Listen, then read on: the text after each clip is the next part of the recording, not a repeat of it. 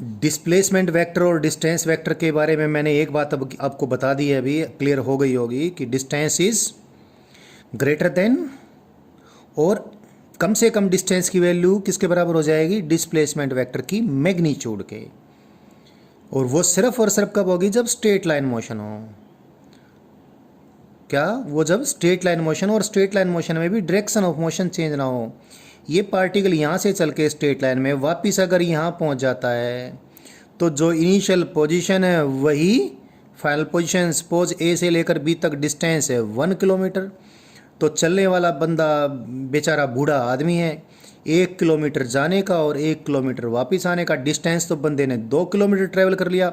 उसके पैर बेचारे के टूटने को हो गए, लेकिन जिस पोजीशन पे पहले था उसी पोजीशन पे बाद में है। डिस्प्लेसमेंट तो जीरो का जीरो है।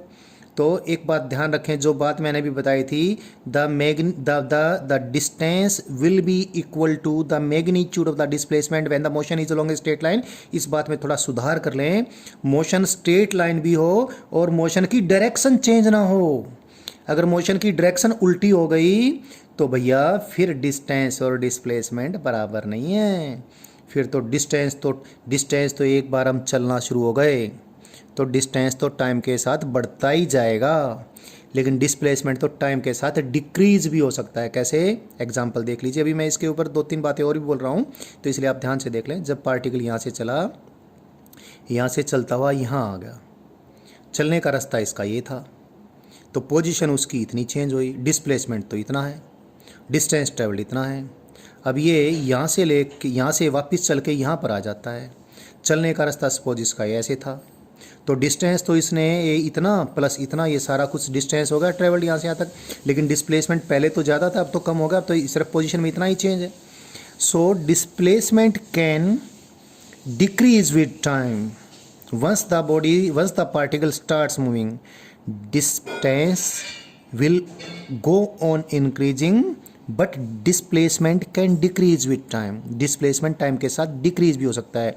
And when the moving particle comes back to the initial position then the displacement is ठन गोपाल। displacement तो जीरो हो चुका है, क्योंकि जो इनिशियल पोजीशन थी वही फाइनल पोजीशन है, लेकिन डिस्टेंस तो काफ़ी बढ़ चुका है। यहाँ से चल के बूढ़ा यहाँ आया और फिर बेचारा यहाँ पर आया, डिस्टेंस तो बहुत ट्रैवल कर दिया बट डिस्प्लेसमेंट तो उसका जीरो हो गया।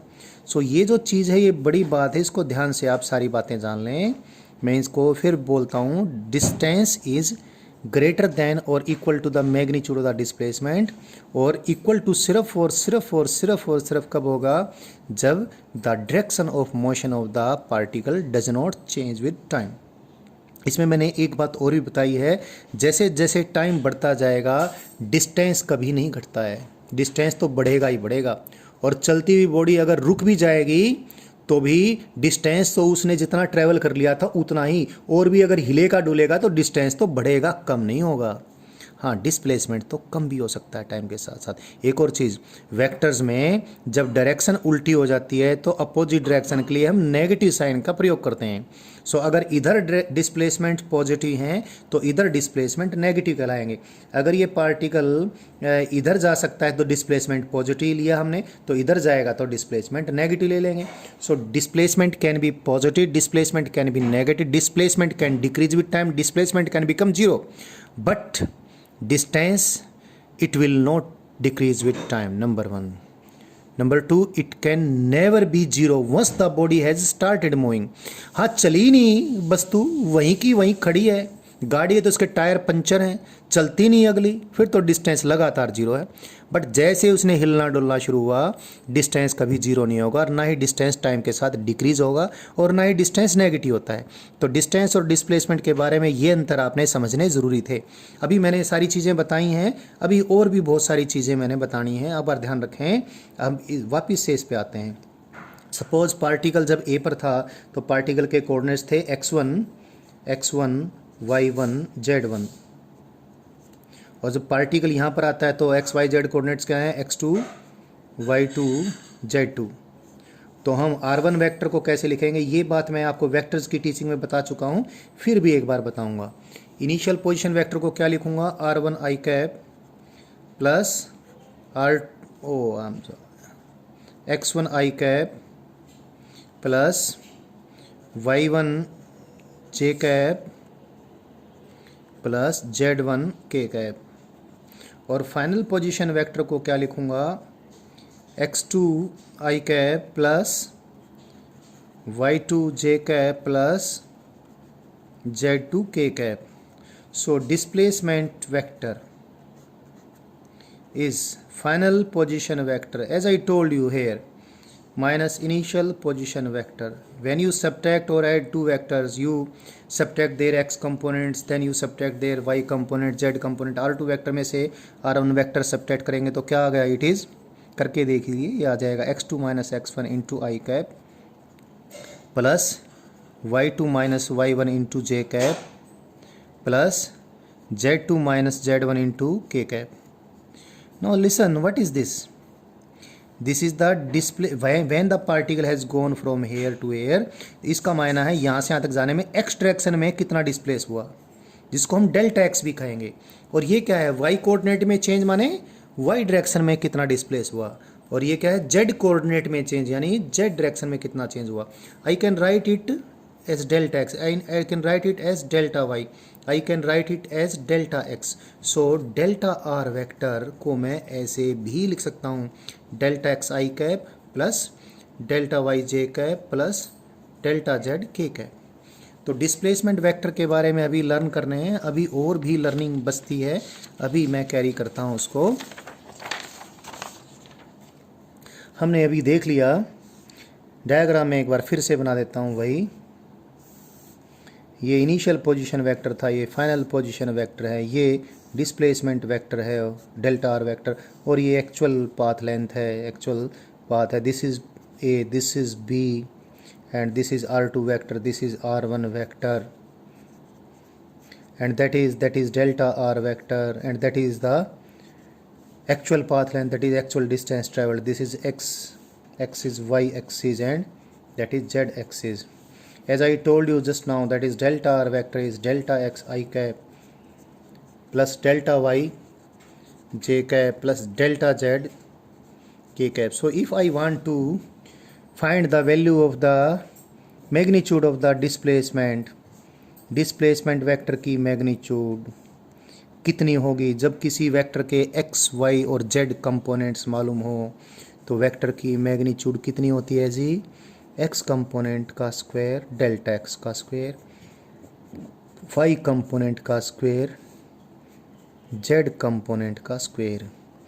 एक चीज़ मैं आपको बता देता हूँ, कई बार आप लोग, अभी आपकी लर्निंग शुरू हुई है तो बहुत सारी गलतियाँ आप कर सकते हैं. डेल्टा एक्स के स्क्वेयर और डेल्टा ऑफ एक्स स्क्वेयर में बहुत भारी डिफरेंस है. They are totally different, very very different. This is not this, ये बिल्कुल अलग हैं, बिल्कुल अलग. अभी समझा दूंगा मैं आपको, बिल्कुल अलग. They are totally different. Delta x square का मायना है एक्स में चेंज का स्क्वेयर, और डेल्टा एक्स स्क्वेयर का मायना है डेल्टा ऑफ एक्स स्क्वेयर, यानी एक्स स्क्वेयर में बदलाव, एक्स की वैल्यू के स्क्वेयर में कितना चेंज है. एक्स की कुछ भी वैल्यू है, पहले उसका स्क्वेयर करेंगे, एक्स की फाइनल वैल्यू का स्क्वेयर माइनस एक्स की इनिशियल वैल्यू का स्क्वेयर को डेल्टा ऑफ एक्स स्क्वेयर लिखेंगे. और डेल्टा एक्स के स्क्वेयर का मायना है एक्स की वैल्यू में जितना भी चेंज हुआ उसका स्क्वायर. सपोज एक्स की वैल्यू, एग्जांपल से, ये बहुत इंपॉर्टेंट है, आपको अमूमन तो ये बात मालूम होती है, फिर भी किसी बच्चे को नहीं मालूम है तो ये बात अब से क्लियर हो जानी चाहिए. मैं इसके लिए एक एग्जांपल ले लेता हूँ. सपोज एक्स की वैल्यू इनिशियल तो है, सपोज एक्स की वैल्यू से इट इज़ x1 इज से it is 2 and x2 is से इट इज़ 3, और 3 के बजाय मैं इसको 5 ले लेता हूँ. x1 is 2, x2 is 5. तो आप देखें डेल्टा x तो कितना हुआ, इट इज़ 5 माइनस 2, तो डेल्टा x तो कितना होगा, 2 होगा, 5 माइनस 2, 5 माइनस 2, तो डेल्टा x तो 3 होगा. तो स्क्वेयर ऑफ डेल्टा x यानी डेल्टा x का स्क्वेयर तो कितना होगा, 9 होगा. अब इसी एग्जाम्पल में आप क्या देख लें, इसी एग्जाम्पल में डेल्टा ऑफ एक्स स्क्वेयर भी देख लें. ये देखें डेल्टा ऑफ एक्स स्क्वेयर माने एक्स की फाइनल वैल्यू का स्क्वेयर जो कितना है 5 का स्क्वेयर, माइनस एक्स की इनिशियल वैल्यू का स्क्वेयर जो कितना है 2 का स्क्वेयर, 5 का स्क्वेयर कितना 25, 2 का स्क्वेयर कितना 4, जो कितना आया 21।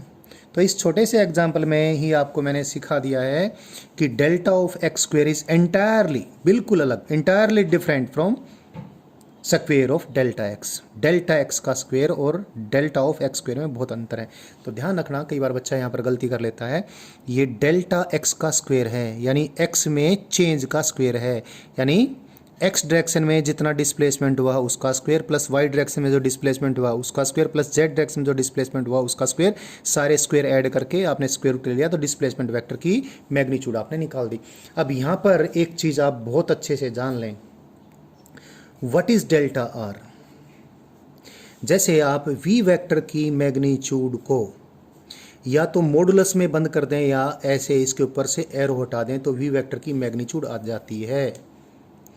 बट कभी भी किसी वेक्टर, कोई वेक्टर कोई चेंज वेक्टर है, यानी वेक्टर में चेंज है, जैसे डेल्टा आर वेक्टर क्या है, आर वेक्टर में चेंज। आर वेक्टर में चेंज की आपने मैग्नीट्यूड कभी भी ऐसे नहीं लिखनी है, नहीं लिखनी है। यानी डेल्टा आर वेक्टर की मैग्नीट्यूड को आप ऐसे ही लिखेंगे, यानी magnitude of delta r vector is not equal to delta r. ये बहुत बड़ी सावधानी है। मैं इसको किन शब्दों में इसकी इंपॉर्टेंस बयान करूं मुझे नहीं मालूम, मेरी इस बात से आप इसको बहुत बड़ी बात समझना। डेल्टा आर वेक्टर की मैग्नीट्यूड यानी डिस्प्लेसमेंट वेक्टर की मैग्नीट्यूड डेल्टा आर नहीं होती है, सिर्फ कुछ सिचुएशन में होगी जो मैं आपको बताऊंगा। बट ध्यान रखें, डेल्टा आर वेक्टर की मैग्नीट्यूड है जो मैंने ये लिखी, यानी R2 vector minus R1 vector, ये जो भी वेक्टर्स का डिफरेंस आए उस डिफरेंस की मैग्नीट्यूड। और जो डिस्टेंस फार्मूला जो आप कोऑर्डिनेट ज्योमेट्री में पढ़ते हैं तो x2 माइनस x1 का square plus y2 minus y1 का square plus z2 minus z1 का स्क्वायर रूट, इस प्रकार से। और डेल्टा आर का मायना है what is delta R, it is this. And what is delta R, delta R is just R2 minus R1। What is R2, position vector की final magnitude. What is R1, position vector की initial magnitude.